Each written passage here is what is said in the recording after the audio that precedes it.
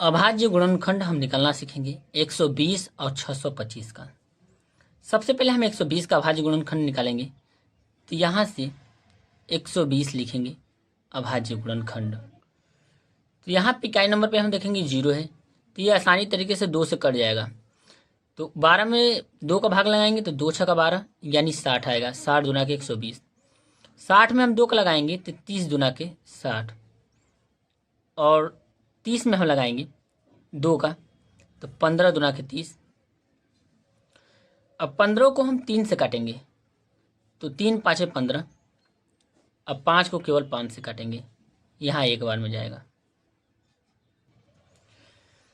यहाँ से हम 625 का अभाज्य गुणनखंड निकालेंगे, तो इकाई नंबर पे हम देखेंगे विषम संख्या है, तो ये 5 से कटेगा तो 5 से काटेंगे। 6 में 5 का भाग लगाएंगे तो एक बार में जाएगा। 5 एकने 5, एक बचा, 1 और 2 मिलकर हो गया 12, तो 5 का भाग लगाएंगे तो 5 दुना के 10 बचा 2, तो ये हो गया 25, तो 5 पाँचे 25, 125 पाँचे 625। अब 125 को 5 से काटेंगे, तो यहाँ पे 5 दुना के 10 बचा, यहाँ पे 2 और 2 और 5 मिलकर 25 हो गया, तो 5 पाँचे 25, 25 पाँचे 125, ये हो गया। अब यहाँ पे 25 को हम 5 से काटेंगे तो ये हमारा जाएगा 5 पाँचे 25, 5 बार में, और इसके बाद हम काटेंगे इसको 5 को हम 5 से, तो ये एक बार में जाएगा। 5 कहीं 5 यानी 1 आया।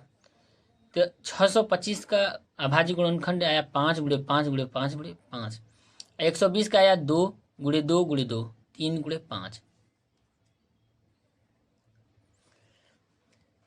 यहाँ से हम लिखेंगे सबसे पहले 120 का अभाज्य गुणनखंड। 120 का अभाज्य गुणनखंड।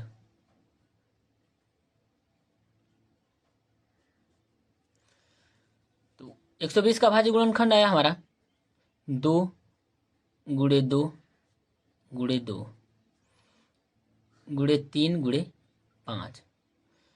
यदि इसको घात के रूप में लिखना चाहें तो घात के रूप में हम लिखेंगे, यहाँ से 2 हमारा 3 बार आया है तो 2 के घाते 3, और 3 गुणे 5, ये हमारा क्या हो जाएगा, यहाँ से 120 का अभाज्य गुणनखंड आएगा।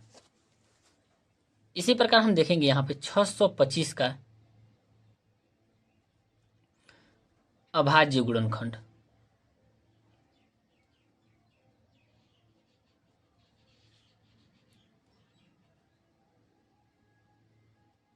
अभाज्य गुणनखंड, अब यहाँ से हम निकालेंगे 625 का अभाज्य गुणनखंड। तो हम देखेंगे 5 हमारा कितने बार आया है, तो 5 हमारा आया है 4 बार, तो 5 गुणे 5 गुणे 5, यहाँ से 5। अब इसको घात के रूप में लिखना चाहें तो घात के रूप में हम लिखेंगे, यहाँ से 5 के घाते 4, क्योंकि यहाँ पे आया है 5 4 बार, तो 5 के घाते 4, और यही हमारा क्या हो जाएगा, यहाँ से इस क्वेश्चन का आंसर हो जाएगा। तो ये रहा 120 और 625 का अभाज्य गुणनखंड, जो काफ़ी इम्पॉर्टेंट है। तो दोस्तों, यदि वीडियो अच्छी लगी तो वीडियो को लाइक करें, शेयर करें एंड कमेंट करना ना भूलें।